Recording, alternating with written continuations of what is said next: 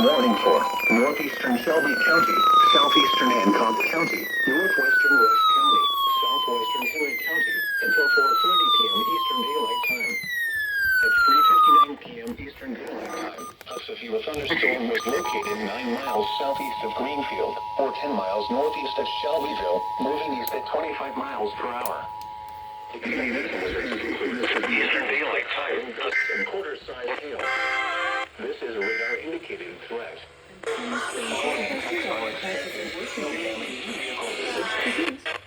Expect wind damage to roofs, gusts and quarter-size hail. This is a radar-indicated threat. The following effects are expected. Hail damage locations in the path of this severe thunderstorm include Carthage and Nighttown.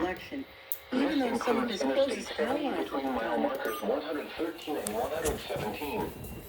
For your protection, move to an interior room on the lowest floor of a building.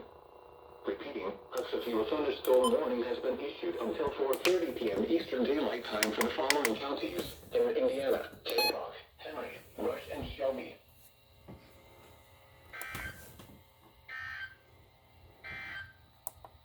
The severe thunderstorm warning for northeastern Clinton and northwestern Tipton counties is canceled.